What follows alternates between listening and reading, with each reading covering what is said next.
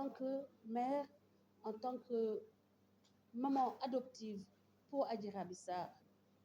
Et nous remercions la justice sénégalaise, nous félicitons les avocats, nous félicitons le président de la République qui n'a pas cédé aux provocations qui visaient à plonger le pays dans le chaos. Nous remercions donc toutes les personnes qui m'ont accompagné dans ce combat et nous remercions également toutes les personnes qui nous ont donné la possibilité de nous exprimer et de faire entendre la voix de Adji Raby Sarr durant toutes ces 2 dernières années. Je vous remercie. Et éventuellement matériel. 6 ans. Voilà. Donc si on a les éléments, si on a les éléments, si aspect yooyu lañ leen di mën a aider. Mais xam nga ni dossier boobu mënuñu dem devant la justice naan justice pour Lissa parce que justice balaa mu mun a am pour Lissa ñu xam ndax personne disparue lañ koy traité wala meurtre parce que xamuñu ndax si elle est en vie ou si elle n'est pas en vie. C'est assez maanaam ñun duñu engagé wu te amuñu lu kii bu clair parce que bëgguñu aussi ñuy wëlbatu ko ñu ñuy porter plainte wala ñu ñuy décrédibiliser parce que dañoo jël disons le truc au vol, la balle au vol parce que wutuñu ci buzz wutuñu lenn lu dul ngërëmu yàlla. Donc comme vous nous avez présenté le fait que am na doom boo xam ne et une famille peut-être nécessiteuse, on va voir avec les amis de CODAS si on peut faire un geste, ne serait-ce pour appuyer de notre affection et de notre disons sympathie la famille de Lissa Tine. Mais sinon amuñu beneen action bu ñu am capacité bu ñu mën a déployer actuellement pour elle. Ok, c'est bon. Après on va.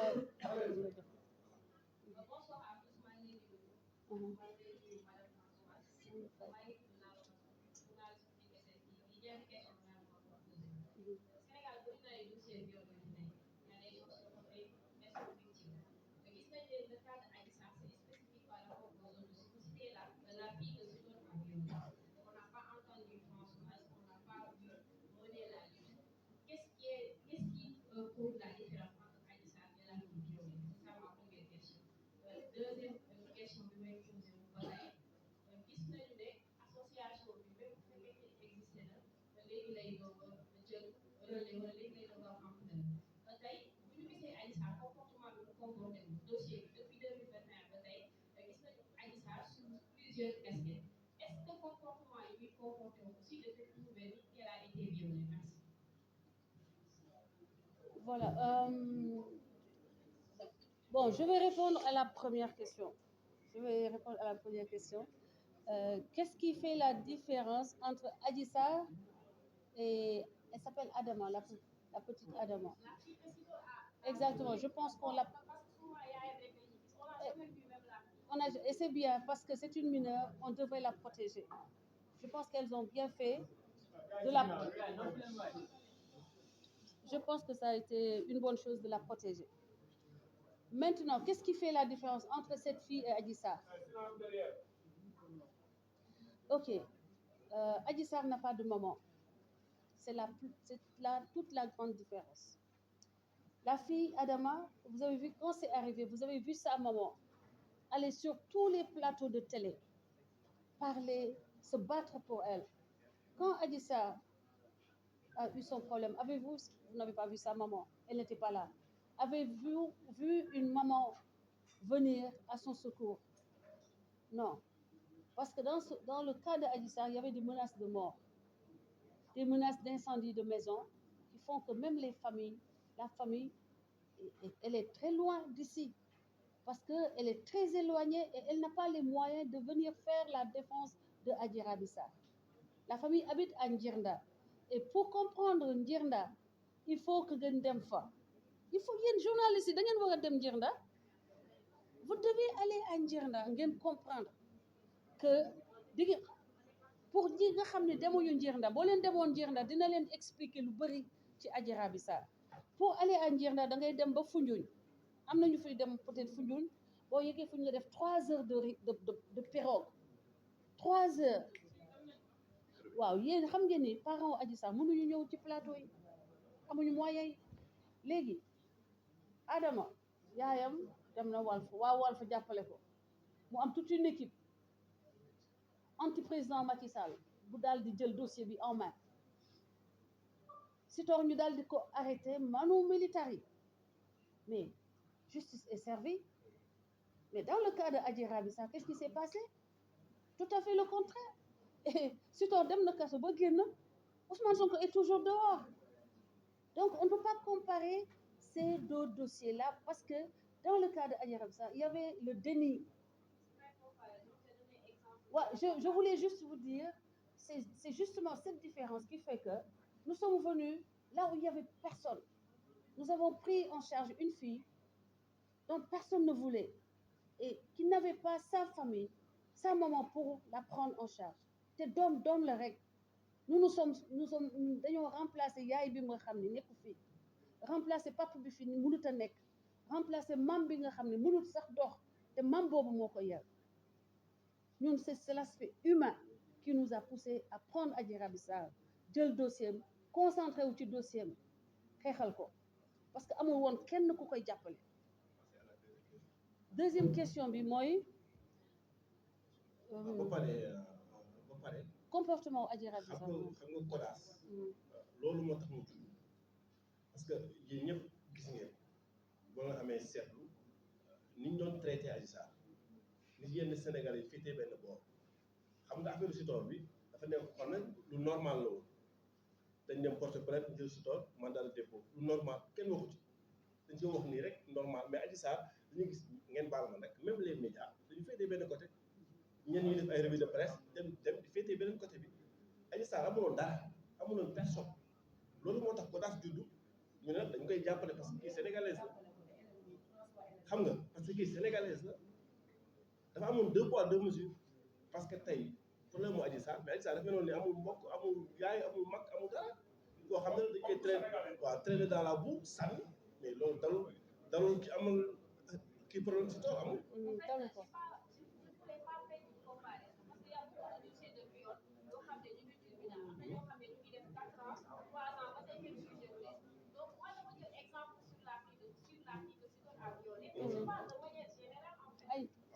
C'est de manière générale man en tout cas li ma xam ne mën naa leen ko wax damay défendre des causes de principe donc j'aurais défendu d'autres dossiers de viol si j'avais par exemple un dossier bu ma gis ku néew di doole ñu ne ko ñu mu am genre risque déni de justice ñu bañ a am ñu atte ko te ñu koy menacer ni yow doo kenn du atte sa dossier da ngay sonn rek waaye dossier bi du mujj fenn parce que loolu la ñu doon wax Adji Raby Sarr du mujj fenn et c'est ça te loolu Ousmane Sonko moo ko wax te comme dafa nekk borom doole ñun ñu ñëw nekk ci côté ki néew di doole pour dooleel ko pour que ñu wax Sénégalais yi ni lii bu ñu nangoo mu am mooy ni c'est fini pour nos enfants borom doole bu ko neex mën na jël xale bu ko neex def ak moom lu ko neex pare menacer waa famille am xale bi de dootu mu yem foofu quoi.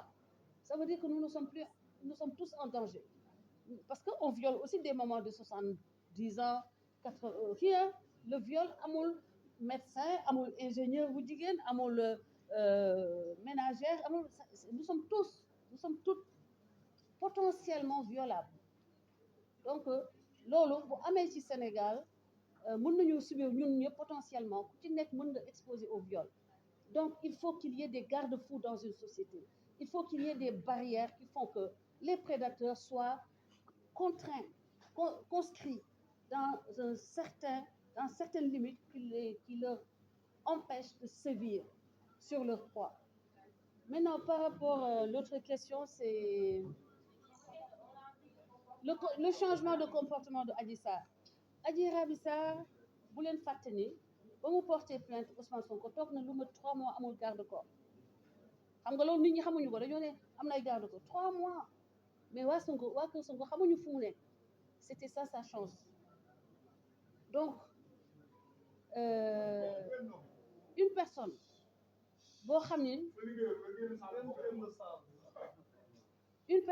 dañ la violé nga toog nekk foo xam ne parfois lekk sax doo ko am tabaski jot na Adji Raby Sarr moo xam sa la añee Sénégal yi toog naan jox nañ ko ay millions moo ngeeg lii jox nañ mais de ay or n'importe lu ne lu xoolal fable bu ne ñu raconté ko ci xale bi te pourtant tabaski man maa ko xool muy togg mu xam lekk mu xam sa la lekk ci biir Sénégal bii ci koo xam ne nee nañ fa nañ ko ay millions yàq deru doomu jàmbur yàq xale bi tooñ ko ba pare teg ko ay tuuma jaxase kook askanu Sénégal c'est ça qui explique toutes les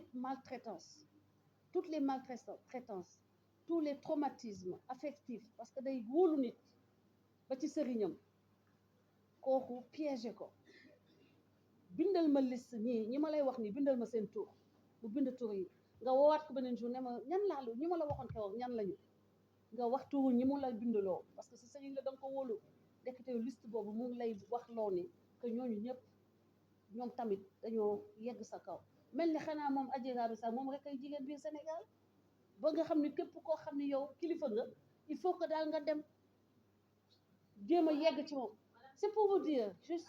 On l'a vu défiler sur les réseaux sociaux, faire des snaps, elle dansait, elle est un peu courtois, elle est léegi xam nga dama la bëgg a wax vous avez vu le comportement d'une fille de 20 ans qui a été accusée de tous les maux d'Israël qui a été recluse quasiment pendant 2 ans yow à ton âge bu ñu la doon tëj ci benn kër yow xam nga yaa ko mag wala yàlla ndi morom seen génération xam nga génération réseaux sociaux ngeen Snap Facebook TikTok etc.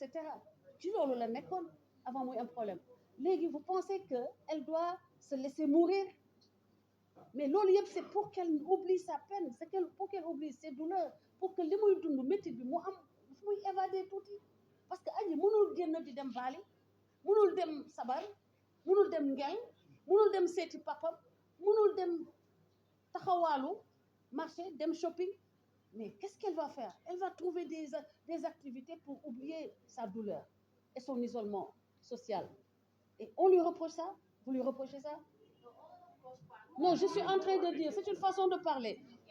C'est une façon de parler. On ne peut pas lui reprocher ça. Parce que l'homme est un animal social. xam nga beneen bi mooy ñaari at def na ñaari at 2021 ba 2023 je ne pense pas que ni ñaari at yooyu dafa toog si benn néeg rek di jooy xaaral ma ñëw. Mais j'ai répondu à sa question. Iba.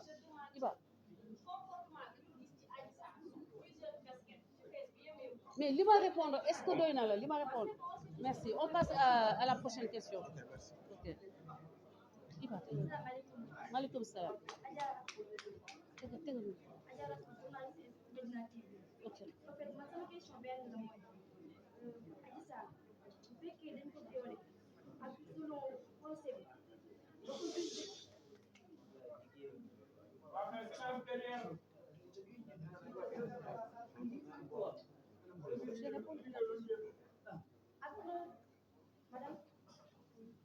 Un instant.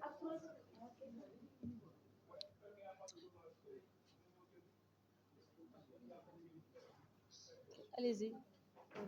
ak procès bi ba ko juge bi laajee sinon moom li mu tontu sax massage yooyu mu doon defal nga xam ne mooy Ousmane Sonko ku dégg ci xel dina ñaaw da ngay naan est-ce que dañ ko violé. Comment ça? Expliquez-vous. selon moom nu mu doon waxee que moom massage noonu la ko doon defaree nga xam ne mooy Ousmane Sonko. selon moom li mu ko waxee ba pare tourné ñu dégg ci nga xam ne mooy Aïssatou Ba mu tourné ni moom dégg na ci Adji mu ne kaay jël ma daanu na. beneen bi mooy dañoo jug pour xeex ñi nga xam ne mooy jigéen ñi gis nañ Touba am na 27 jigéen ñoo xam ne dañ leen violé ba tey dégguñu leen ci tamit loolu da ngeen ci bëgg wax wala yéen côté Adji Sarr la ngeen mën a wax wala. En fait déjà samay moyen lay xeexe man fi mu toll nii depuis 2021 ba mu fi ñëw CODAS dafa cotiser CODAS dañoo cotiser pour ñu ñëw def les activités depuis 2021 je me bats avec mes moyens d'accord léegi moyens yooyu nan laay dem tous les problèmes du Sénégal man ma soustraire au ministère de la femme. Il y a un ministère en charge des questions liées à la femme. Tu comprends? Man volontaire lay def xam nga kuy def volontaire day xool fi dooleem yem rek la mu mën a def mu def ko. Les femmes de Touba bu ñu génnee ci kaw Adji Sarr certainement c'est un dossier bu ñu mën a éventuellement jël en charge mais mënuñu jëlandoo lu bari parce que amuñu budget. Man dañuy liggéey volontariat kii bu amee yónnee Adji Sarr kii bu amee jàppale ma et cetera noonu la ñuy liggéey par nos propres moyens. On n'a pas de financement li organisation yi financement yi ñu am sax ñun amuñu ko te mësuñu ko sollicité wuñu ko tam parce que dañoo def te mu nekk loo xam ne dañ ko def avec joie parce que suñu réew la suñuy compatriote la luy yóbbu suñu Sénégal mu gën a dëgër mu gën a taxaw moo tax. Maintenant concernant li nga wax ci salle bi loolu c'est entendement la je pense c'est ce qu'on appelle la perception. Benn événement bu amee man su ma koy nettali ak yow soo koy nettali du bokk. Par exemple yow yaa ngi ko percevoir comme que mën na la douteloo du viol alors que man j'étais dans la salle j'ai perçu ça comme li prouver le viol. Tu as compris? Parce que li prouver le viol ak li prouver l'incitation à la débauche bi nga xam ni moom la ñuy toppee Ndeye Khady Ndiaye parce que wax na la ni que massage day am finition moo waral justement Ousmane Sonko mën fa bàyyi manuam ba ñu ko laajee keneen ki tamit ki tudd Aïcha dafa confirmer li nga xam ni moom la Adji Sarr wax depuis le premier jour. Par contre Aïssata Ba aussi dafa confirmer que Ousmane Sonko bàyyi na fa maniw ndax nee na Adji Sarr nee na yow wax nga ko léegi daanu na mais daanu na boobu c'est pour prouver le rapport sexuel ba nga xam ni am na fa. Mais ku ñu violé parce que ku ñu tàmba violé yow tey dañ ko jël da ngay jël sa bopp nga dugal sa bopp ci yaramu Adji Sarr nit ñëw di la jaay doole di la violé amoo preuve mu wóor la ni saa yoo wéetee moom da lay violé te xam nga ni neexu la te da lay jaay doole ñeme wax munoo ci dara.